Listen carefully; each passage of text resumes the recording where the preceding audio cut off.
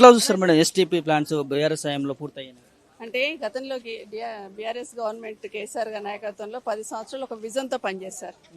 ఏది చేసినా ప్రజల మేలు కోసం, శాశ్వత పరిష్కారం కోసమే పనిచేశారు. దాంట్లో భాగంగానే ఈరోజు ట్రీట్మెంట్ ప్లాంట్స్ మొత్తం హైదరాబాద్లో ఉన్న సివరేజ్ అంతా కూడా ట్రీట్మెంట్ చేయాలని కేసీఆర్ గారి ఆదేశంతో కేటీఆర్ గారు ప్రత్యేకమైన శ్రద్ధ తీసుకొని దాదాపుగా 4,000 కోట్లు అలాట్ చేసి 31 ఎస్టీపీలు బిల్డ్ చేస్తున్నారు. ఇట్లా అందులో ఇది ఒక భాగం. మొన్న ఈ మధ్య ఒక 2-3 రేవంత్ రెడ్డి గారు ఇనాగ్రేషన్ చేశారు. ఇది కూడా ఒక భాగము. వీటన్నిటిని పూర్తి చేసి హైదరాబాద్లో ఉన్న ఈ మురుగునీరుకి పరిష్కారం చేయాలని, ఇందులో నుండి పోతున్న వాటర్ అంతా మూసీలోకి పోతుంది కాబట్టి 95% మూసీలోకి పోతాయి వాటర్. సో ఆ వాటర్ని ట్రీట్మెంట్ చేసి మూసీలోకి వదలాలి, కింద రైతులకు కూడా ఇబ్బంది కావద్దు అనేది గతంలో కేసీఆర్ గారి ఆలోచన. దాన్ని ఇంప్లిమెంట్ చేసి కంప్లీట్ అయితే ఫలితం ఎట్టుంది అనేది ఈరోజు కనిపిస్తా ఉంది. రేవంత్ రెడ్డి గారు మూసి ప్రక్షాళన కూడా చేస్తున్నాము భారీ ఎత్తున అని చెప్పి చెప్తాను. మూసి ప్రక్షాళనకు యాక్షన్ ప్లాన్ చేసింది కూడా కేసీఆర్ గారి. ఏ విధంగా చేయాలా, ఏం చేయాలా, ఎక్కడి నుండి వాటర్ తీసుకురావాలో, మూసలు ఏ విధంగా పెట్టాలనేది అప్పుడు యాక్షన్ ప్లాన్ చేసింది కూడా కేసీఆర్ గారి.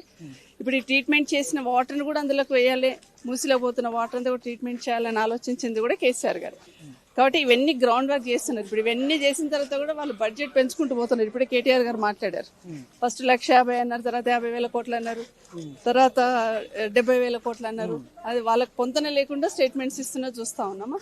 కానీ ఈ రోజు ఇవన్నీ కూడా హైదరాబాద్ ప్రజలకు తెలవాల్సింది ఏంటంటే డ్రింకింగ్ వాటర్ ఎంత ఇంపార్టెంట్ అనుకున్నారో కేసీఆర్ గారు, 24 hours పవర్ ఉండాలని ఎంత ఇంపార్టెంట్ అనుకున్నారో, అట్లాగే సివరేజ్ ని కూడా ట్రీట్మెంట్ చేయాలని. దేశంలో ఫస్ట్ సిటీ అన్నట్టు మనది 100% సివరేజ్ ని ట్రీట్మెంట్ చేస్తున్న సిటీ ఏదంటే ఫస్ట్ హైదరాబాద్.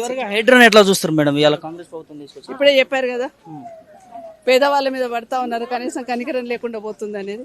అది ఖచ్చితంగా పార్టీ పరంగా డిస్కస్ చేసి ఒక నిర్ణయానికి వస్తుంది. రెడ్డి గారు కూడా ఖండిస్తా ఉన్నటువంటి అంశం చూస్తా ఉన్నాం. ఏదైతే ఎస్టీపీ ప్లాంట్లో ఆల్రెడీ మురికిని శుద్ధి చేసే దిశగా తీసుకొచ్చినామో కాంగ్రెస్ ప్రభుత్వం దాన్ని పూర్తి స్థాయిలో ఇంప్లిమెంట్ చేసుకోవాలని చెప్పి కూడా చెప్తున్నటువంటి పరిస్థితి చూస్తా ఉన్నాం.